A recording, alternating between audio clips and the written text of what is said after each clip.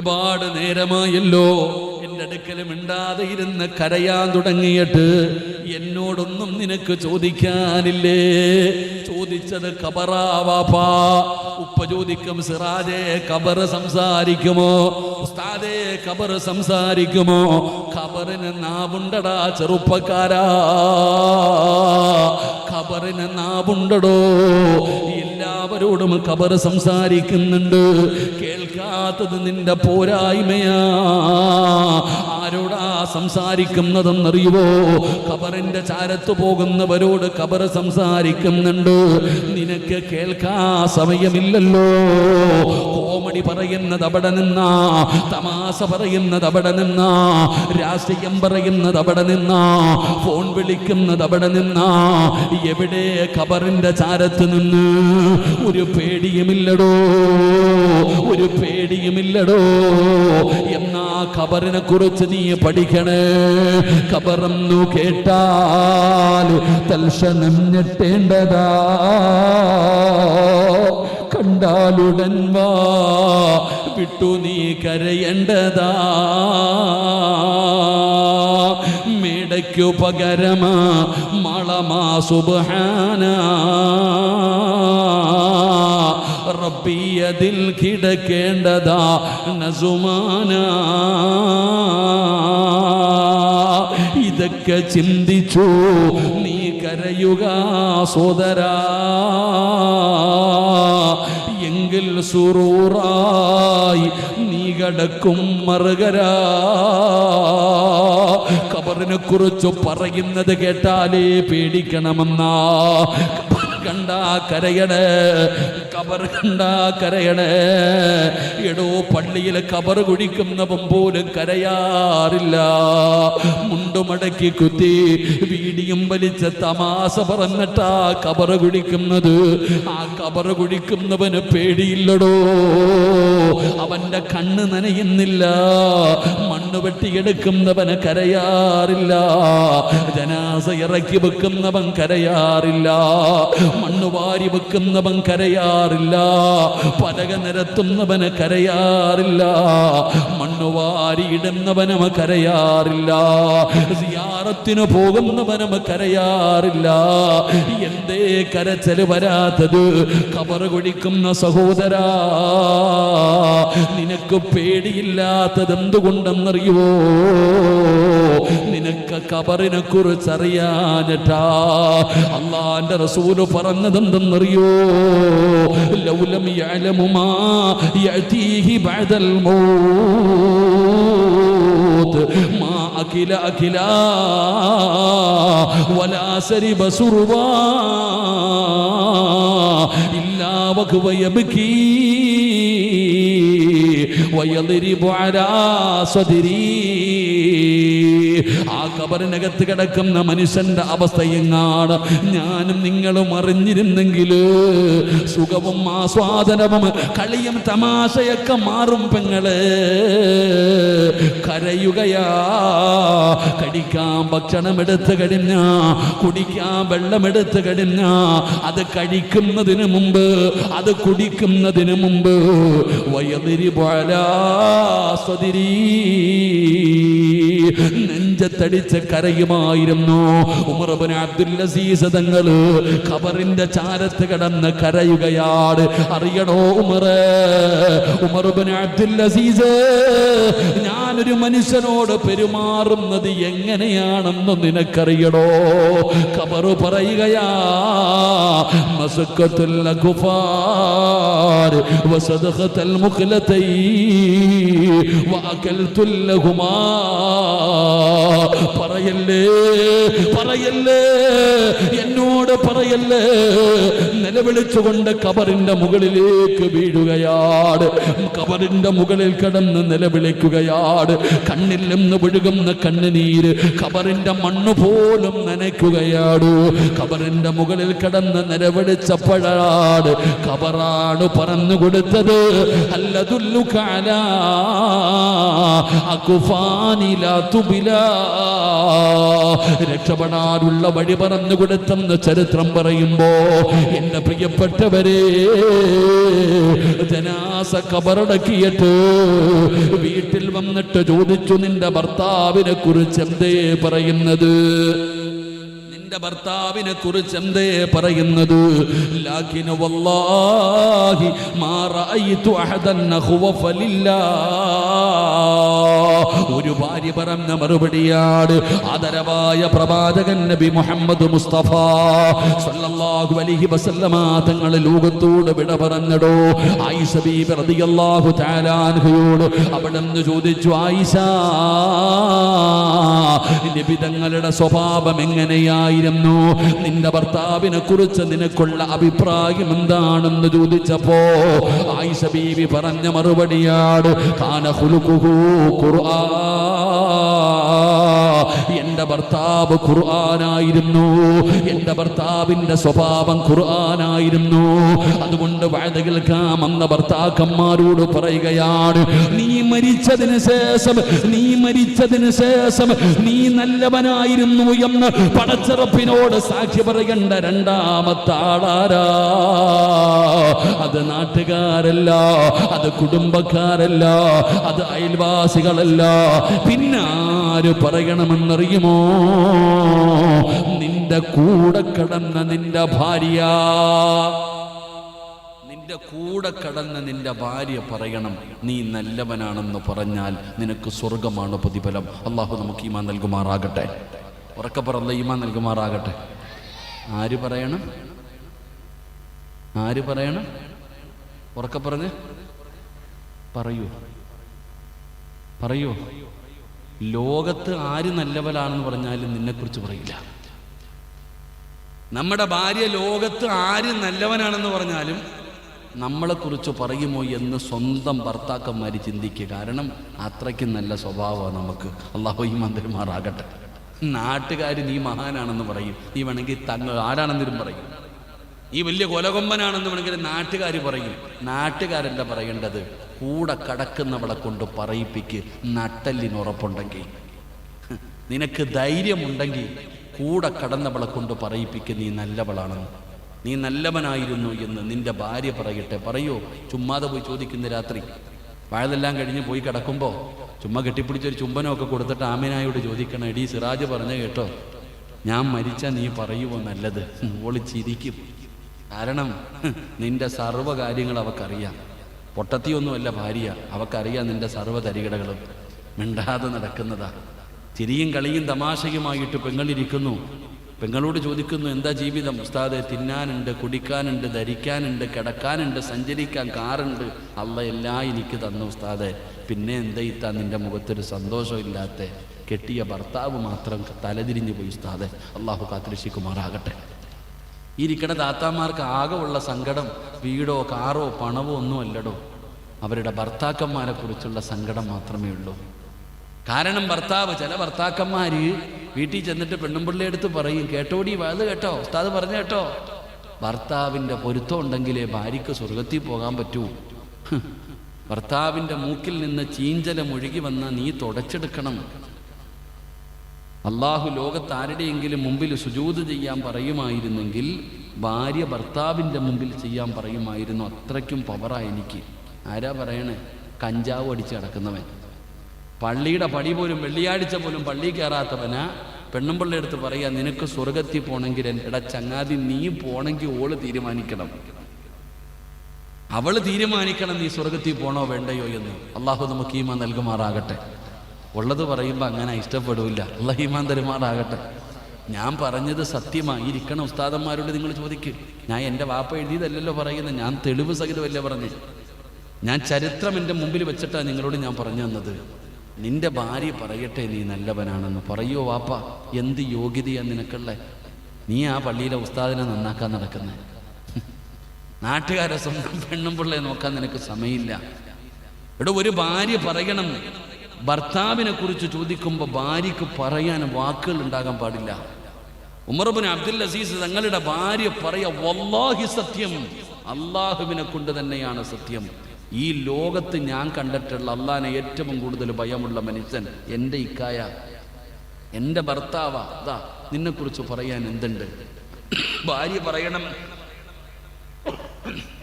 ഏത് പാതിരാത്രിയിൽ 12 മണിക്ക് 1 മണിക്ക് കിടന്നാലും എൻ്റെ ഇക്ക എഴുന്നേറ്റ് തഹജ്ജുദ് നിസ്കരിക്കും, എൻ്റെ ഇക്ക എഴുന്നേറ്റ് സുബഹി നിസ്കരിക്കും. ഞാൻ കിടന്നുറങ്ങിയാൽ എൻ്റെ ഇക്ക എന്നെ വിളിച്ചുണർത്തും, ഖുർആൻ ഓതുന്നത് കാണാം. എൻ്റെ ഭാഗ്യം, എൻ്റെ ജീവിതത്തിലെ ഏറ്റവും വലിയ ഭാഗ്യം എൻ്റെ ഭർത്താവാ. ഇതുപോലൊരു നല്ല മനുഷ്യനെ അല്ലാഹ് എനിക്ക് തന്നല്ലോ. എനിക്കിതുപോലെ ഒരു നല്ല ഭർത്താവിന്, പണമില്ലെങ്കിലും സൗന്ദര്യമില്ലെങ്കിലും ഒന്നുമില്ലെങ്കിലും ഇതുപോലെ ഒരു നല്ല മനുഷ്യനെ എൻ്റെ റബ്ബ് എനിക്ക് തന്നല്ലോ. എൻ്റെ മാതൃക എൻ്റെ ഭർത്താവാ. റബ്ബനാ ഹബ് ലനാ മിൻ അസ്വാജിനാ വദുരിയാതിനാ ഖുർറത അയ്യുനിൻ വജഅൽനാ ലിൽ മുത്തഖീന ഇമാമ. ദുആ ചെയ്യാൻ പറഞ്ഞല്ലോ. അല്ലാഹുവേ, എൻ്റെ ഭാര്യയെ നന്നാക്ക്, എൻ്റെ മക്കളെ നന്നാക്ക്, അവരെ നീ കണ്ണിന് കുളിർമയുള്ളവരാക്കണം പടച്ചവനെ. എന്നെയും നന്നാക്കണേ അല്ലാ, എന്നെയും നന്നാക്കണേ അല്ലാ, എന്നെ ഇമാമാക്കണേ അല്ലാ. ഒരു ഭർത്താവ് ദുആ ചെയ്യണം, എന്നെ ഇമാമാക്കണേ അല്ലാ. പള്ളിയിലെ ഇമാമല്ല, ലിൽ മുത്തഖീന ഇമാമാ. എൻ്റെ ഭാര്യയുടെ ഇമാമാക്കണം, എൻ്റെ മക്കളുടെ ഇമാമാക്കണം പടച്ചവനെ. ഞാനാണ് അവരുടെ ഇമാമ്, എന്നെ കണ്ടു വേണം അവര് പഠിക്കാൻ. അതുകൊണ്ട് ഭർത്താവ് ഭർത്താവാകണം, ഭർത്താവ് ഭർത്താവാകണം. അതുകൊണ്ട് എൻ്റെ പ്രിയപ്പെട്ടവരോട് പറയുകയാ, ഈ സദസ്സിലിരിക്കുന്ന ഭർത്താക്കന്മാരോട് പറയുകയാ, അല്ലാഹു പറഞ്ഞത് നീ ഒറ്റയ്ക്ക് സ്വർഗത്തിൽ പോകണമെന്നല്ല മോനെ, നീ ഒറ്റയ്ക്ക് വാടാ എന്നല്ല അല്ലാഹ് പറഞ്ഞത്. അൻഫുസകും വഅഹ്ലീകും നാറാ വഖൂദുഹാ അന്നാസു വൽ ഹിജാറാ. അല്ലാഹ് വിളിച്ചത് കുടുംബസമേതമാണ്, അല്ലാഹ് വിരുന്നിന് വിളിച്ചത് കുടുംബസമേതമാണ്.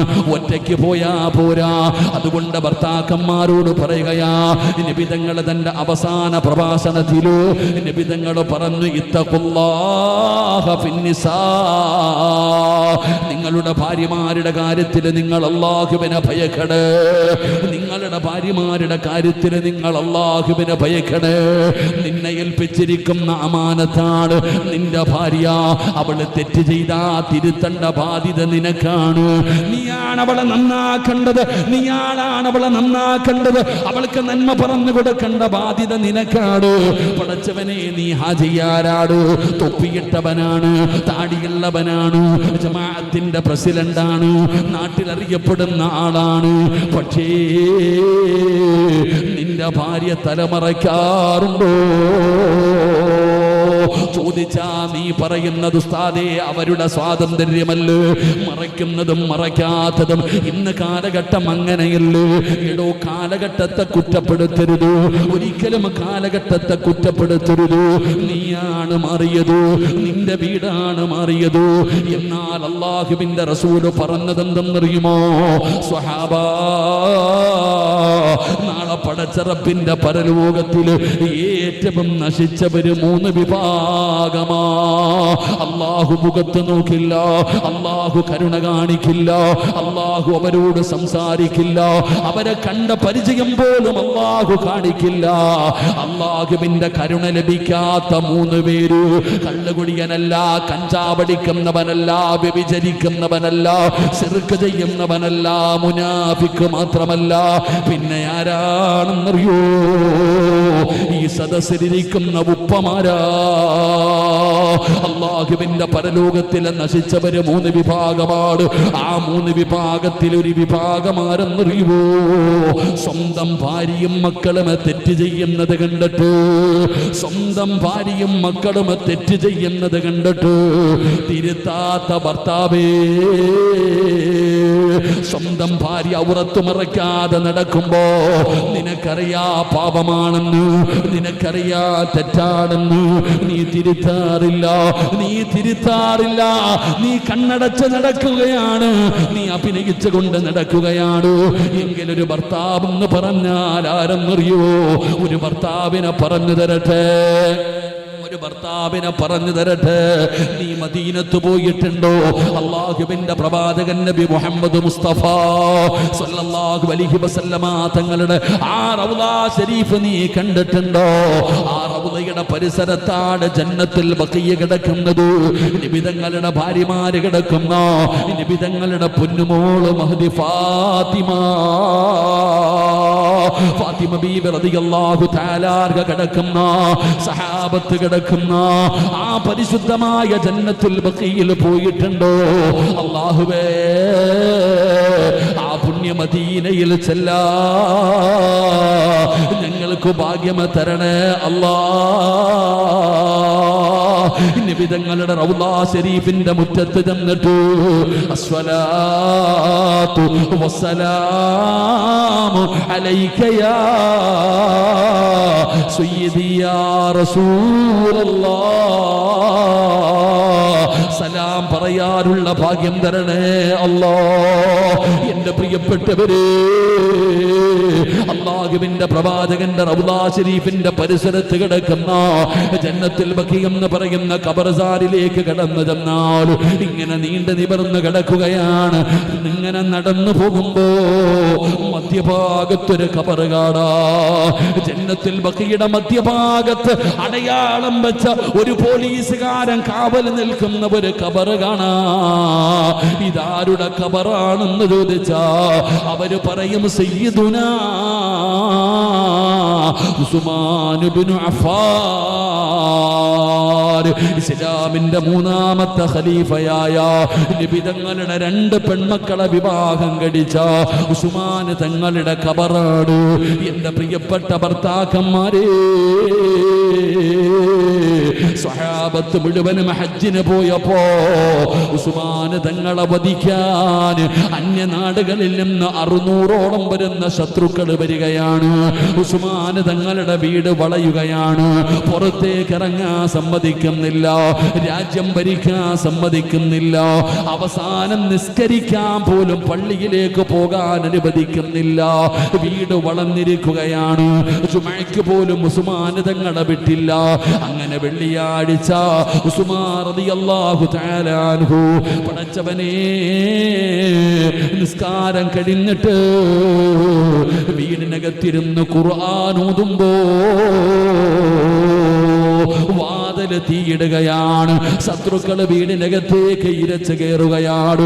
ഉസ്മാൻ തങ്ങളുടെ വീടിനകത്തേക്ക് ഇരച്ചു കയറിയിട്ട് ഉസ്മാൻ തങ്ങളുടെ താടിയിൽ പിടിച്ചിട്ട് അവര് വാളുകൊണ്ട് വെട്ടുകയാ.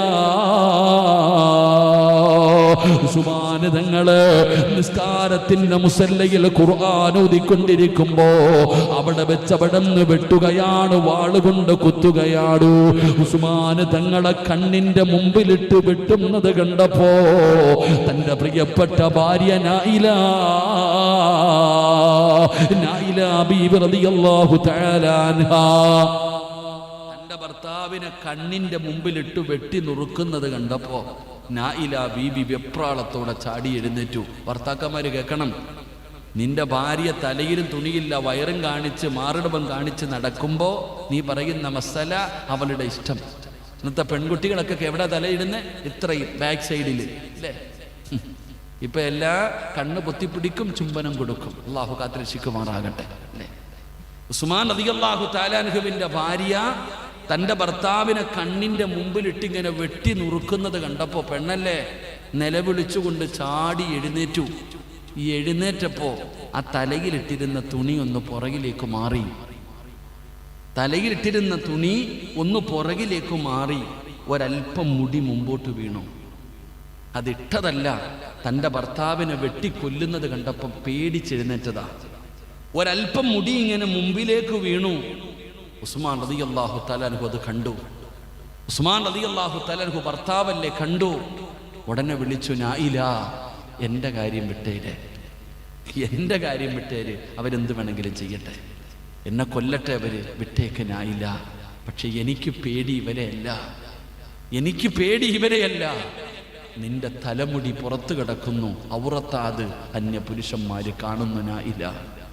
നിന്റെ തലമുടി പുറത്തു കിടക്കുന്നു നായില, അത് നിന്റെ ഔറത്ത, അന്യ പുരുഷന്മാരാ ഇവര്, നിന്റെ മുടി കാണുന്നു നായില.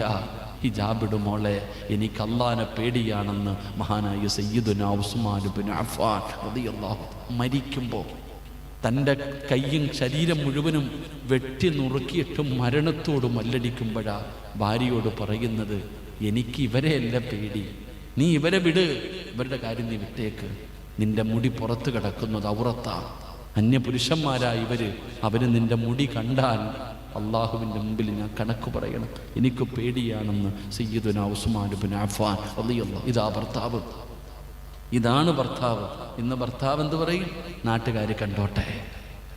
ഫർദ ഇടുന്നവളോട് പറയും, എൻ്റെ കൂടെ വരണമെങ്കിൽ സാരി ഉടുത്തിയാൽ മതി, ചുരിദാർ ഇട്ടാൽ മതി. യൂട്യൂബിലൊക്കെ കണ്ടിട്ടില്ലേ, അമ്മമാര് പെണ്ണും പിള്ളയെ കയറ്റി നിർത്താ, ഫർദ ഊരിട്ട് കയറിക്കോ. അൽഹംദുലില്ലാഹ്, സുബ്ഹാനല്ലാഹ്. അല്ലാഹു നമുക്ക് ഈമാൻ നൽകുമാറാകട്ടെ. രക്ഷപ്പെടുവോ സഹോദര, രക്ഷപ്പെടുവോ സഹോദര. നിന്നെ ഏൽപ്പിച്ച അമാനത്തല്ലേ നിന്റെ ഭാര്യ. നീ ആദ്യം നന്നാവൂ അപ്പാ. നീ നന്നായ ഓള് നന്നാവൂല്ലേ? നീ മാതൃകയാകണ്ടേ? നിന്റെ ഭാര്യയെങ്കിലും പറയണ്ടേ നീ നല്ലവനാണ്. നാട്ടുകാരല്ല പറയേണ്ടത്, നിന്റെ കൂടെ കിടക്കുന്നവള് പറയണം, എൻ്റെ ഇക്ക നല്ലവനാ, അള്ളാഹിനെ പേടിയുള്ളവനാ, അള്ളാഹുവിനെ ഭയന്ന് ജീവിക്കുന്ന ഒരു മനുഷ്യനായിരുന്നു എൻ്റെ ഭർത്താവ്. അഭിമാനത്തോടു കൂടി പറയണം. അള്ളാഹുടെ മുമ്പിൽ സാക്ഷി നിന്നാൽ നിനക്ക് സ്വർഗമാണ് പ്രതിഫലമെന്ന് ആദരവായ പ്രവാചകൻ നബി മുഹമ്മദ് മുസ്തഫ, ആദരവായ പ്രവാചകൻ നബി മുഹമ്മദ് മുസ്തഫ. പ്രിയപ്പെട്ടവരെ, അതുകൊണ്ട് അതിനുവേണ്ടി പരിശ്രമിക്കുക. അള്ളാഹു നമുക്ക് ഈമാൻ നൽകുമാറാകട്ടെ. ബക്കറ്റ് പിരിവില്ലേപ്പ? ബക്കറ്റ് പിരിവുണ്ടോ? ബക്കറ്റ് പിരിവുണ്ടോ? പാട്ടപ്പിരിവുണ്ടോ? ഇല്ലേ, ഒന്നുമില്ല. അൽഹംദുലില്ലാ. പിരിവില്ലാത്ത നാടാ? ബക്കറ്റിനുണ്ടോപ്പാ? അൽഹംദുലില്ലാ. ഇൻഷാ അല്ലാഹ്. ബർക്കത്ത് ചോദിക്കാൻ പറഞ്ഞ മാസവാ. ആരാ ചോദിക്കുന്ന അള്ളാഹിനോട് ബർക്കത്ത്? അള്ളാഹിനോട് ബർക്കത്ത് ചോദിച്ച എത്ര പേരുണ്ട്? നമുക്കൊന്നും ബർക്കത്ത് വേണ്ടടോ. ബക്കറ്റുമായിട്ട് നിങ്ങളുടെ മുമ്പിലേക്ക് കടന്നു വരുന്നു. നിങ്ങളുടെ ഒരാളുടെയും 5 നയ്യാ പൈസ അള്ളാഹിക്ക് വേണ്ട, അള്ളാഹുടെ ആവശ്യത്തിനുണ്ട്. നീ കൊടുത്താൽ നിനക്ക് കിട്ടും. ഈ ബക്കറ്റിൻ്റെ അകത്ത് അള്ളാഹു തന്നതിൽ നിന്നൊരൽപ്പം നീ എടുത്തിട്ടാൽ അസ്സദഖത്തു റദ്ദുൽ ബലാ, സദഖ വിപത്തുകളെ തട്ടിമാറ്റുമെന്ന് നബിയുനാ റസൂലുള്ളാഹി സ്വല്ലല്ലാഹു അലൈഹി വസല്ലമ തങ്ങൾ പറയുന്നു, സദഖ വിപത്തുകളെ തട്ടിമാറ്റും. ഇന്നത്തെ കണക്കെടുത്ത് നോക്ക് എൻ്റെ പ്രിയപ്പെട്ടവരെ. ഒരു കുടുംബത്തിൽ ഒരു ക്യാൻസർ രോഗി അല്ലെങ്കിൽ കിഡ്നി ഡയാലിസിസ് ചെയ്യുന്ന മനുഷ്യനുണ്ട്, ശരീരം തളർന്നു കിടക്കുന്നവരുണ്ട്. ഒരുപാട് രോഗികൾ വർദ്ധിക്കുകയാണ്. ക്യാൻസർ പനി പടരുന്നത് പോലെ പടർന്നുകൊണ്ടിരിക്കുകയാണ്. അതുകൊണ്ട് പടച്ചവനെ, നിബിധങ്ങളാണ് പറഞ്ഞത്, സദഖ വിപത്തുകളെ തട്ടിമാറ്റുമെന്ന്, അപകടങ്ങളെ തട്ടിമാറ്റും, മാരകമായ രോഗങ്ങളെ കരിച്ചു കളയാറ് സദഖയ്ക്ക് പവറുണ്ടോ.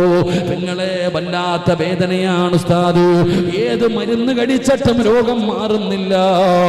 എന്തെല്ലാം മരുന്ന് കഴിച്ചു, രോഗം മാറുന്നില്ല എന്ന് സങ്കടം പറയുന്ന പെങ്ങള്, കണ്ട ഡോക്ടർമാര് തരുന്ന മരുന്ന് മുഴുവനും കഴിച്ചല്ലോ. എന്നാ നബിതങ്ങളൊരു മരുന്ന് പറയുകയാണ്, ഏത് രോഗത്തെയും ചികിത്സിക്കാൻ ഒരു മരുന്ന് പറയുകയാ. അള്ളാന്റെ റസൂല് പറഞ്ഞു, സ്വഹാബാ, അള്ളാഹുവിന് ചില അടിമകളുണ്ട്, ആ അടിമകൾക്ക് രോഗം വന്നാൽ അവര് സദഖ കൊടുത്ത് ചികിത്സിക്കുമെന്ന് നബി മുഹമ്മദ് മുസ്തഫ സല്ലല്ലാഹു അലൈഹി വസല്ലമ തങ്ങൾ പറയുന്ന, അള്ളാഹിന് ചില അടിമകളുണ്ട്, ആ അടിമകൾക്ക് രോഗം വന്നാൽ അവർ സദഖ കൊടുത്ത് ചികിത്സിക്കും. അതുകൊണ്ടാ നിനക്ക് അറ്റാക്ക് വന്നിട്ട് നിനക്ക് അപകടം പറ്റിയിട്ട് ഐസിബിനകത്ത് വെന്റിലേറ്ററിൽ കിടക്കുമ്പോൾ ഉസ്താദെ ദുആ ചെയ്യുമെന്ന് പറഞ്ഞ് 1000ഉം 500ഉം കൊണ്ടുവന്ന് കൊടുക്കുന്നത്. നിനക്കൊക്കെ ക്യാൻസറിന്റെ ടെസ്റ്റിന് അയക്കുമ്പോൾ പൈസ കൊടുക്കുന്നില്ലേ? ഉസ്താദെ ക്യാൻസറിന്റെ ടെസ്റ്റിന് അയച്ചിരിക്കുന്നു, എന്നെ രക്ഷപ്പെടുത്തണം, ദുആ ചെയ്യണം, സ്വർണം കൊടുക്കുന്നില്ലേ, പൈസ കൊടുക്കുന്നില്ലേ? എന്തുകൊണ്ട്?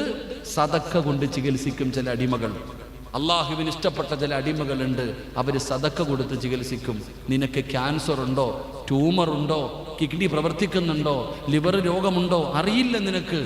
ഈ ബക്കറ്റുമായി ഇവർ നിങ്ങളുടെ മുമ്പിലേക്ക് വരുമ്പോൾ, ഈ റജി ഷഅബാനിൻ്റെ മാസത്തിൽ, ബറക്കത്ത് ചോദിക്കാൻ പറഞ്ഞ മാസത്തിൽ, അള്ളാഹുവിനോടൊരു സദഖ കൊടുത്തിട്ട് പറയണം, പടച്ചവനെ എന്നെ അറുത്തു മുറിക്കല്ലേ അള്ളാഹ്.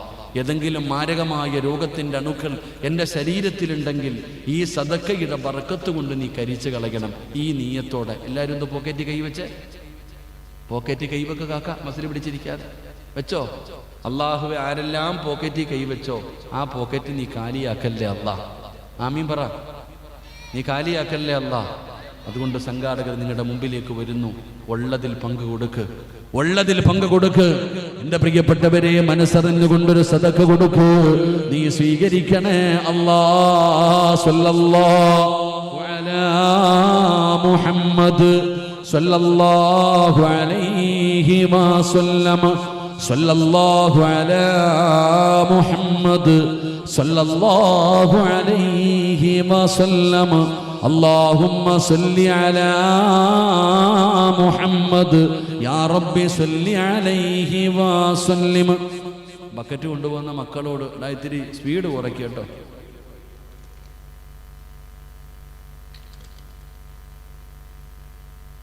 എൻ്റെ പ്രിയപ്പെട്ട മക്കളടാ, നിങ്ങൾ രണ്ടുപേരും കൂടെ ഒരുമിച്ച് പോകാതടാ. അമ്മ രണ്ടുപേരും ചങ്ങായിമാരെ പോലെ അമ്മാരെ സ്വർഗത്തിലുള്ള കൂട്ടുകാരാക്കി കൊടുക്കുമാറാകട്ടെ. അപ്പോൾ എല്ലാവരും സമാധാനത്തോടെ അവരവരുടെ കയ്യിലുള്ളത് കൊടുക്ക്. അള്ളാഹു ബർക്കത്ത് ചെയ്യുമാറാകട്ടെ. ആമീൻ പറ. അതാരാ കുപ്പിയിട്ട്? അള്ളാഹു ബർക്കത്ത് ചെയ്യുമാറാകട്ടെ. ബർക്കത്ത് വേണമെന്നുള്ളവരൊക്കെ ഒന്ന് കൈപൊക്കിക്ക്. വാപ്പായ്ക്ക് ബർക്കത്ത് എന്താണെന്ന് അറിയത്തുപോലും ഇല്ല, പിന്നെ പൊക്കണത് ഇല്ലേ. ബർക്കത്ത് എന്ന് പറഞ്ഞാൽ എന്തെന്നറിയോ? 2 നില വീട് കിട്ടലല്ല, ഏക്കർ കണക്കിന് സ്ഥലം കിട്ടലല്ല, പണമോ സ്വർണമോ ലഭിക്കുന്നതിനല്ല ബർക്കത്തെന്ന് പറയുന്നത്. ബർക്കത്തെന്ന് പറഞ്ഞാൽ എന്താ? മഹാനായ നബിയിന റസൂലുള്ളാഹി സ്വല്ലല്ലാഹി അലൈഹി വസല്ലം. പെങ്ങളെ കേക്ക്, നീ വിചാരിക്കുന്നത് കാറ് കിട്ടിയ ബർക്കത്താണ് അല്ലേ, സ്വർണം കിട്ടിയ ബർക്കത്താണ്. അതല്ല. ബർക്കത്തെന്ന് പറഞ്ഞാൽ എന്താന്ന് ഞാൻ പറഞ്ഞുതരാം. നബി സല്ലല്ലാഹു അലൈഹി വസല്ലമ തങ്ങളും സ്വഹാബത്തും ഹംദക്കിൽ കിടങ്ങ് കുഴിച്ചുകൊണ്ടിരിക്കുക. ഹംദക്കിൽ കിടങ്ങ് കുഴിച്ചുകൊണ്ടിരിക്കുമ്പോൾ എല്ലാവരും പട്ടിണിയാ. സഹാബത്ത് ഭക്ഷണം കഴിച്ചിട്ട് ദിവസങ്ങളായി എല്ലാവരും പട്ടിണി. ഇപ്പൊ സഹാബത്തിന് സഹിക്കാൻ പറ്റാതെ വയറ്റത്ത് കല്ല് വെച്ച് കെട്ടിയിട്ടാണ് നിൽക്കണത്. സഹാബികൾ നബി സല്ലല്ലാഹു അലൈഹി വസല്ലമ തങ്ങളുടെ മുമ്പിൽ ചെന്നിട്ട് കമീസ് പൊക്കിയിട്ട് കാണിച്ചു കൊടുത്തു, നബിയെ വയറ്റത്ത് കല്ലും വെച്ച് കെട്ടിയിട്ടാണ് ഞങ്ങൾ നിൽക്കുന്നത്, വിശപ്പ് സഹിക്കാൻ പറ്റുന്നില്ല. അപ്പൊ എന്താണ് മറുപടി പറയേണ്ടത്? നബിതങ്ങൾ എന്തു പറഞ്ഞിട്ടാണ് ഇവരെ സമാധാനിപ്പിക്കേണ്ടത്? ഒന്നുമില്ല. നബിതങ്ങൾ തൻ്റെ കമീസ് പൊക്കി കാണിച്ചു. 2 കല്ല് നബിതങ്ങൾ കെട്ടിവെച്ചിരിക്കുന്നു. എല്ലാവരും ഒരു കല്ല് വെച്ച് കെട്ടിയിട്ടുണ്ട്. നബി സല്ലല്ലാഹു അലൈഹി വസല്ലമ തങ്ങൾ വയറ്റത്ത് 2 കല്ല് വെച്ച് കെട്ടിയിരിക്കുക. ഇനി എന്നാ പറയാ? ചോദിച്ചവര് കരയാൻ തുടങ്ങി. അള്ളാഹുവിന്റെ പ്രവാചകൻ സല്ലല്ലാഹു അലൈഹി വസല്ലമ തങ്ങളുടെ അവസ്ഥ കണ്ടിട്ട് സഹാബത്ത് കരയാൻ തുടങ്ങി. മഹാനായ ജാബിർ റളിയല്ലാഹു തആല നേരെ വീട്ടിൽ പോയി. എന്നിട്ട് ഭാര്യയോട് ചോദിച്ചു, പെണ്ണെ, തിന്നാൻ വല്ലതും ഉണ്ടോ? കഴിക്കാൻ എന്തെങ്കിലും ഉണ്ടോ? നബിതങ്ങൾ വയറ്റത്ത് കല്ല് വെച്ച് കെട്ടിയിരിക്കുക. വല്ലതും കഴിക്കാനുണ്ടോ? ഒരിത്തിരി ഇറച്ചിയുമുണ്ട്, ഒരല്പം മാവുമുണ്ട്. എന്നാ നീ റെഡിയാക്ക്, ഞാൻ പോയി നബിതങ്ങളെ വിളിച്ചു കൊണ്ടുവരാം സല്ലല്ലാഹു അലൈഹി വസല്ലം. ജാബിർ റളിയല്ലാഹു തആല പോയി നബിതങ്ങളുടെ മുമ്പിൽ പോയിട്ട് പതുക്കെ പോയിട്ട് പറഞ്ഞു, ഇത്തിരി അല്ലേ ഭക്ഷണമുള്ളൂ. അതുകൊണ്ട് നബിതങ്ങളുടെ അടുക്ക പോയിട്ട് പറഞ്ഞു, നബിയെ, വാ നബിയെ, എൻ്റെ വീട്ടിൽ ഇത്തിരി ഇറച്ചിക്കറിയും ഇത്തിരി ഇറച്ചിയും ഇത്തിരി മാവും ഉണ്ട്, ചപ്പാത്തി ഉണ്ട്, വാ നബിയെ പോയി കഴിക്കാം. പതുക്കെയാ പറഞ്ഞു, കാരണം എല്ലാവർക്കും തിന്നാനില്ല. ഇപ്പോൾ പള്ളിയിൽ വന്നിട്ട് ഖത്തീബുണ്ട്, അസിസ്റ്റന്റ് ഉസ്താദുണ്ട്, അത് മദ്രസയിലെ മുദരിസ് ഉണ്ട്, മുഅദ്ദിനുണ്ട്, 3-4 പേരുണ്ട്. എല്ലാവരെയും വിളിച്ചുകൊണ്ട് കൊടുക്കാനില്ലാത്തതുകൊണ്ട് ഖത്തീബ് ഉസ്താദ് നിങ്ങൾ മാത്രം വന്നാൽ മതി എന്ന് പറയണ പോലെ നബിതങ്ങളോട് പറഞ്ഞു, നബി ഒരല്പം ഭക്ഷണമുണ്ട്. അള്ളാഹുവിൻ്റെ പ്രവാചകൻ സല്ലല്ലാഹു അലൈഹി വസല്ലമ തങ്ങൾ ഭക്ഷണം ഉണ്ടെന്ന് പറഞ്ഞ ഉടനെ ഒരൊറ്റ വിളി, സഹാബ എല്ലാവരും പണിയൊക്കെ നിർത്ത്, ജാബിറിൻ്റെ വീട്ടിൽ ഭക്ഷണമുണ്ട്, എല്ലാവരും വരാൻ. ജാബിർ തങ്ങൾ പറഞ്ഞു, നബിയെ 3 പേർക്ക് തിന്നാനുള്ളതേ ഉള്ളൂ, 3 പേർക്ക് കഴിക്കാനുള്ളതേ ഉള്ളൂ. നബിതങ്ങൾ ചോദിച്ചു, ഇറച്ചി എന്തേ? അടുപ്പത്തിരിക്കുന്നുണ്ട്, മാവോ കുഴച്ചു വെച്ചിട്ടുണ്ട്, തുടരുത്, അവിടെ ഇരിക്കട്ടെ. എല്ലാരെയും വിളിച്ചു. ജാബിർ റളിയല്ലാഹു തആലയുടെ വീട്ടിൽ ചെന്നു. നബിതങ്ങൾ സ്വന്തം കൈകൊണ്ട് ചപ്പാത്തി ഉണ്ടാക്കി ഇറച്ചിക്കറി കോരി കൊടുക്കാൻ തുടങ്ങി. 10 പേര് അങ്ങോട്ട് ഇരിക്കും, കഴിക്കും, എഴുന്നേറ്റ് പോകും. 80ഓളം പേര്, 80ഓളം വരുന്ന സ്വഹാബത്ത് വയറ് നിറച്ചു ഭക്ഷണവും കഴിച്ചു. ബാക്കി വന്നു. ഇതിനാണ് ബർക്കത്ത് എന്ന് പറയുന്നത്. അള്ളാഹു ഈമാൻ നൽകുമാറാകട്ടെ. ഉറക്കപ്പറല്ല, ഈമാൻ നൽകുമാറാകട്ടെ. അള്ളാഹു നൽകിയ നിഅമത്ത് നിലനിന്ന് കിട്ടണം. അതിനാ ബർക്കത്ത്. ഈ കൈ, ഈ കണ്ണ്, ഈ ചെവി മരിക്കുന്ന കാലം വരെ കാണാൻ പറ്റണം. നാവ് കൊണ്ട് സംസാരിക്കാൻ കഴിയണം, ചെവി കൊണ്ട് കേൾക്കാൻ കഴിയണം, കൈ പൊക്കാനും താഴ്ത്താനും കഴിയണം, കാലുകൊണ്ട് നടക്കാൻ പറ്റണം. എൻ്റെ പ്രിയപ്പെട്ടവരെ, ബുദ്ധി ഉണ്ടാകണം. അള്ളാഹു നൽകിയ നിഅമത്ത് മരിക്കുന്നത് വരെ നിലനിന്ന് കിട്ടണം. ഇതിനാണ് ബർക്കത്ത് എന്ന് പറയുന്നത്. അള്ളാഹു നിലനിർത്തി തരുമാറാകട്ടെ. അള്ളാഹു നിലനിർത്തി തരുമാറാകട്ടെ. അള്ളാഹു നൽകിയ വീടും കാറും സമ്പാദ്യവും സ്ഥലവും സർവ്വതും മരിക്കുന്ന കാലം വരെ നിലനിൽക്കണമെങ്കിൽ ഒരു ദിക്ർ പറയണം. ഒരു ദിക്ർ പറഞ്ഞാൽ അള്ളാഹു നൽകിയ നിഅമത്ത് മരിക്കുവോളം നിലനിർത്തി തരും. അള്ളാഹു പറയാൻ ഭാഗ്യം തരുമാറാകട്ടെ. അള്ളാഹു പറയാൻ ഭാഗ്യം തരുമാറാകട്ടെ. ഒരു ദിക്ർ പറഞ്ഞു തരട്ടെ? വേണോ വേണ്ടയോ? നിനക്ക് വേണമെങ്കിൽ നീ പറ, എനിക്ക് വേണമെങ്കിൽ ഞാൻ പറയാം. എനിക്ക് എൻ്റെ കാര്യം നോക്കിയാൽ പോരെ. നിങ്ങൾക്ക് വേണോ വേണ്ടയോ? ഒന്ന് കൈപൊക്കിക്കേ. അൽഹംദുലില്ലാ, അള്ളാഹു ഭാഗ്യം തരുമാറാകട്ടെ. 10-15 ഒരു 15 മിനിറ്റും കൂടെ ഓടൂല്ലേ? ഒരു 15 മിനിറ്റും കൂടി ഇരുന്നൂടെ? ഞാനീ പറഞ്ഞു വന്നത് പൂർത്തീകരിച്ചോട്ടെ. പറഞ്ഞു പൂർത്തീകരിക്കാം. എൻ്റെ പ്രിയപ്പെട്ട സഹോദരങ്ങൾ, അപ്പൊ ഭർത്താവിന് സ്വർഗത്തിൽ പോകണമെങ്കിൽ ഭാര്യ അള്ളാഹുവിനോട് സാക്ഷി പറയണം. അള്ളാഹുവിനോട് സാക്ഷി പറഞ്ഞാൽ നിനക്ക് സ്വർഗമുണ്ടെന്ന് നബി മുഹമ്മദ് മുസ്തഫ സല്ലല്ലാഹു അലൈഹി വസല്ലമ തങ്ങൾ പറയുമ്പോ പെങ്ങളെ സിറാജ് പറയുന്നത് കേട്ടപ്പോ മനസ്സിന് വല്ലാത്ത ഒരു സുഖം തോന്നിയില്ലേ? സിറാജ് പറഞ്ഞത് കേട്ടപ്പോ ആദ്യമായിട്ടാണ് ഒരു ഉസ്താദ് വന്നിട്ട് ആണുങ്ങളെ ഇത്രയും പറയുന്നത്. ഞാൻ നിങ്ങളെ സുഖിപ്പിച്ചതല്ല, മഹാനായ ആദരവായ പ്രവാചകൻ നബി മുഹമ്മദ് മുസ്തഫ സല്ലല്ലാഹു അലൈഹി വസല്ലമ തങ്ങള് ബനൂ മുസ്തലഖ് യുദ്ധം കഴിഞ്ഞ് നബി തങ്ങളും സ്വഹാബത്തും മടങ്ങി വരികയാണ്. ആ യുദ്ധത്തിന്റെ പ്രത്യേകത, അള്ളാഹുവിന്റെ പ്രവാചകന്റെ കൂടെ ആയിഷ ബീബി റളിയല്ലാഹു തആല അൻഹ ഉണ്ടായിരുന്നു. പടച്ചവനെ, യുദ്ധം കഴിഞ്ഞു മടങ്ങി വരുമ്പോ യാത്രയാണല്ലോ, പല ആവശ്യങ്ങളുമുണ്ടല്ലോ, അതുകൊണ്ട് യാത്ര നിർത്തുകയാണ്. എല്ലാവരും മലമൂത്ര വിസർജനം നടത്തണമല്ലോ, അതുകൊണ്ട് എല്ലാവരും യാത്ര നിർത്തി. അല്ലാഹുവിന്റെ പ്രവാചകൻ പറഞ്ഞു, പെണ്ണുങ്ങൾ പോകട്ടെ. ആയിഷ ബീബി റളിയല്ലാഹു തആല അൻഹ തന്റെ ആവശ്യ പൂർത്തീകരണത്തിന് വേണ്ടി ഇറങ്ങി പോവുകയാണ്. അതാ തന്റെ ആവശ്യമെല്ലാം കഴിഞ്ഞിട്ട് ആയിഷ ബീബി റളിയല്ലാഹു തആല അൻഹ തിരിച്ചു വന്നിട്ട് തന്റെ ഒട്ടകക്കട്ടിലിന്റെ മുകളിലേക്ക് കയറുകയാണ്. ആയിഷ കയറുന്നത് എല്ലാവരും കണ്ടു. ആയിഷ ബീബി കയറിക്കഴിഞ്ഞപ്പോ ആണുങ്ങളെല്ലാവരും പോവുകയാ, അവരുടെ ആവശ്യങ്ങൾ പൂർത്തീകരിക്കാൻ പോവുകയാണ്. പടച്ചവനെ, അപ്പോഴാണ് ആയിഷ ഒരു കാര്യം അറിയുന്നത്. തന്റെ കഴുത്തിൽ കിടന്ന മാല കാണുന്നില്ല, തന്റെ കഴുത്തിൽ കിടന്ന മാല കാണുന്നില്ല. ആയിഷയ്ക്ക് മനസ്സിലായി, ഞാൻ പോയ സ്ഥലത്താണ് മാല നഷ്ടപ്പെട്ടതെന്ന്. ആയിഷ വിചാരിച്ചു ഓടിച്ചെന്ന് എടുത്തുകൊണ്ടുവരാ. ആരോടും പറഞ്ഞില്ലടോ, ഓടിച്ചെന്ന് എടുത്തുകൊണ്ടുവരാമെന്ന് കരുതിയിട്ട് ആയിഷ ബീബി റളിയല്ലാഹു തആല അൻഹ വാഹനത്തിന്റെ മുകളിൽ നിന്ന് താഴെ ഇറങ്ങുകയാ. ആയിഷ പോയതാരും കണ്ടില്ല, ആയിഷ ബീബി പോയതാരും അറിഞ്ഞില്ല.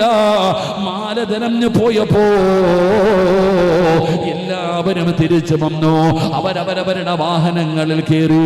ആയിഷ കയറിയത് നേരത്തെ കയറിയത് കണ്ടതാണ്. അതുകൊണ്ട് നബിതങ്ങളും സ്വഹാബത്തും യാത്ര തുടർന്നു. നബിതങ്ങളും സ്വഹാബത്തും യാത്ര തുടർന്നു. ആയിഷ ബീബി റളിയല്ലാഹു തആല അൻഹ തിരിച്ചു വന്നപ്പോ സുബ്ഹാനല്ലാഹ്,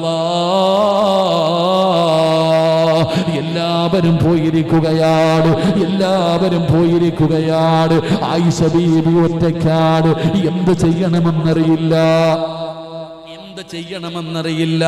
എല്ലാവരും പോയി കഴിഞ്ഞടോ.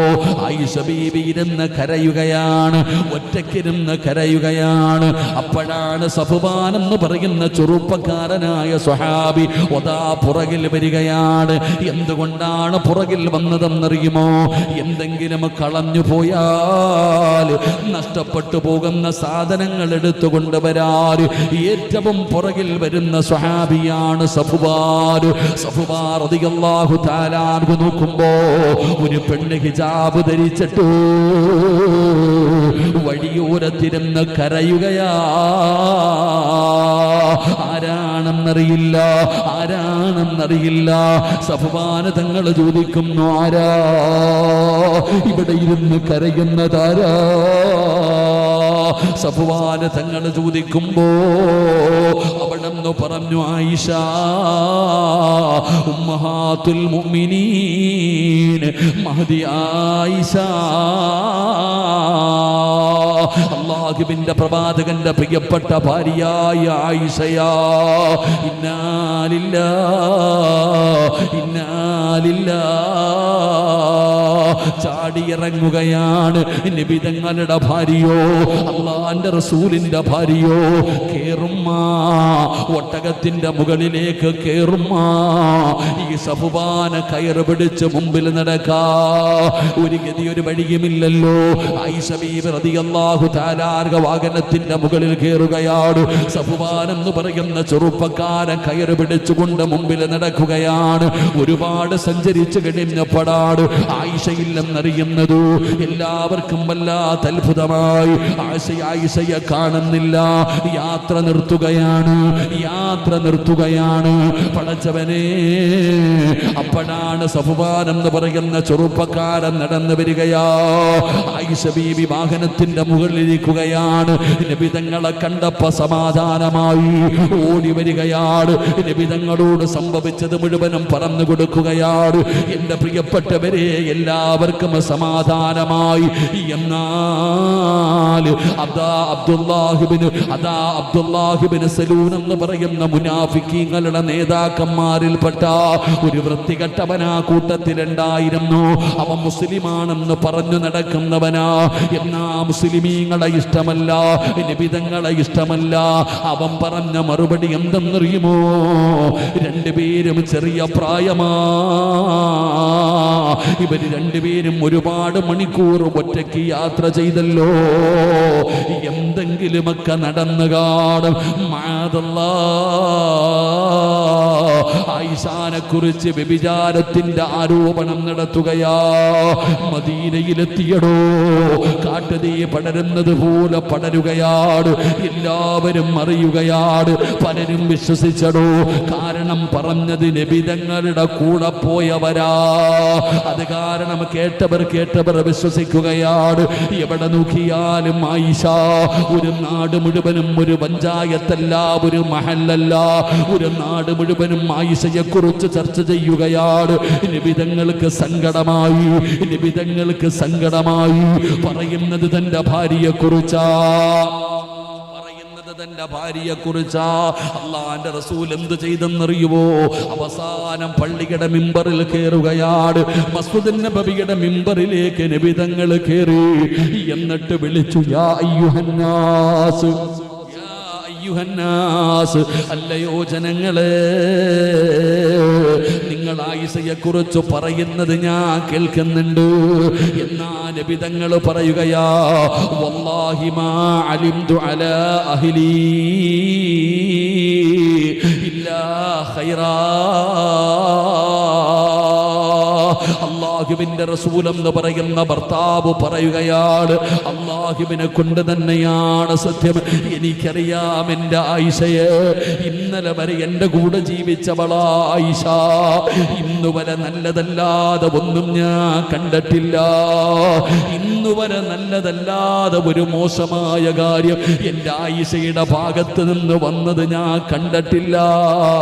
ആരൊക്കെ എന്തു പറഞ്ഞാലും മാ അലിംതു അലാ അഹ്ലി ഇല്ലാ ഖൈറാ. നിബിതങ്ങൾ പറയുകയാ, എൻ്റെ ഭാര്യ ആയിഷ നല്ലവളാ, എൻ്റെ ഭാര്യ ആയിഷ നല്ലവളാ. വഅദ് കേൾക്കാമെന്ന ഉമ്മമാരേ, നിന്റെ ഭർത്താവ് പറയണം നീ നല്ലവളാണെന്ന്. നിന്റെ ഭർത്താവ് പറയണം നീ നല്ലവളാണെന്ന്.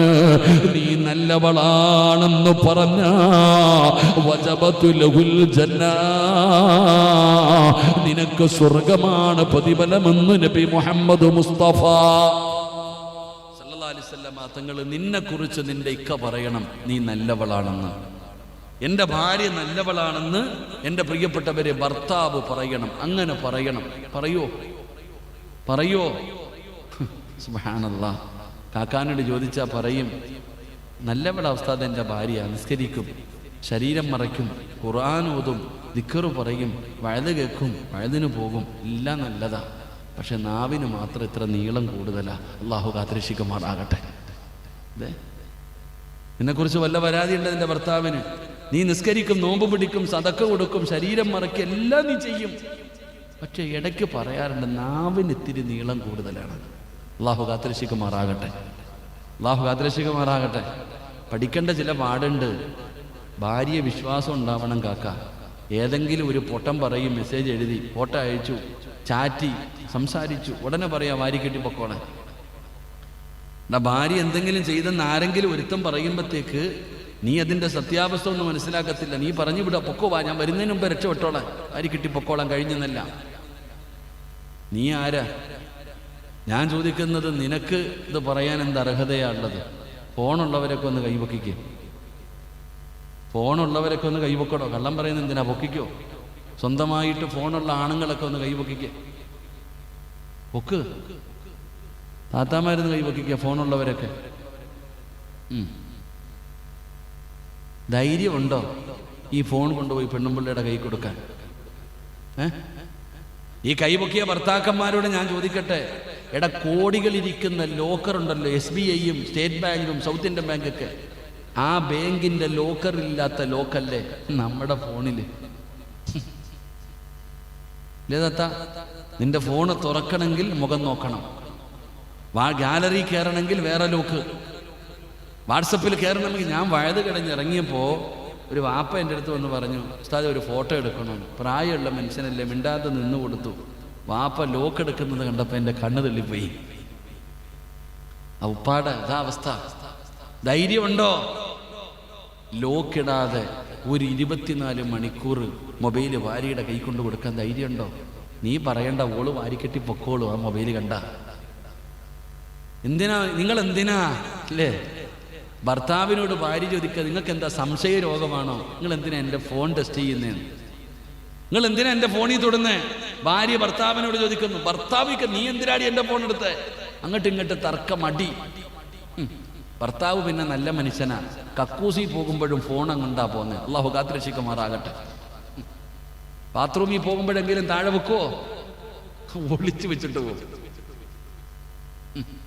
അള്ളാഹു കാത്തിരക്ഷിക്കുമാറാകട്ടെ. ഞാൻ ഒന്നും പറയണില്ലല്ലോ, ഞാൻ ഉള്ളതാ പറഞ്ഞേ. ഞാനൊരു കുടുംബ വഴക്ക്, ഒരു കുടുംബ മസ്ലഹത്തിന് ഇരുന്നപ്പം ഭാര്യ പറഞ്ഞതാ, ഇയാളുടെ കയ്യിരിക്കണം ഫോണായാൽ മതിയായിരുന്നു ഉസ്താദ്. എന്താ? അല്ല, ബാത്റൂമിൽ പോകുമ്പോഴാ പോണേന്ന്. നിനക്ക് മറച്ചു വെക്കാനുള്ള. അപ്പം നീ പറയും, ഉസ്താദെ എന്തിനാ ലോക്കിടുന്നേ? അത് ഉസ്താദെ കുട്ടികളെടുത്ത് ഗെയിം കളിച്ചാൽ നിന്നെക്കാളും വലിയ ഫോൺ മക്കളുടെ കയ്യിലില്ലേ? എന്തിനാ നിന്റെ ഈ ഫോൺ? പട്ടി എറിയണ ഫോൺ ആർക്ക് വേണം? എടാ, നിന്റെ കയ്യിലിരിക്കുന്നതിനേക്കാളും നല്ല ഫോണല്ലേ നിന്റെ മക്കളുടെ കയ്യിലിരിക്കുന്നത്? ഇത്രയും കാലം നമ്മൾ പറഞ്ഞു ഉസ്താദെ അവരെടുത്ത് ഗെയിം കളിക്കുമെന്ന്. നിന്റെ ഫോൺ ആർക്ക് വേണം? അപ്പൊ എന്തിനാ വാപ്പ ഈ 3ഉം 4ഉം ലോക്ക് മറച്ചു വെക്കാനുള്ളത് കൊണ്ടല്ലേ? എന്തിനാ കള്ളത്തരം കാണിക്കുന്നത്? എന്തിനാണ് ഇങ്ങനെ പെങ്ങളെ എന്തിനാ പറ്റിക്കുന്നത്? എന്തിനാ? സന്തോഷത്തോടെ ജീവിക്കടോ. അള്ളാഹു നമുക്ക് നല്ല ജീവിതം നൽകുമാറാകട്ടെ.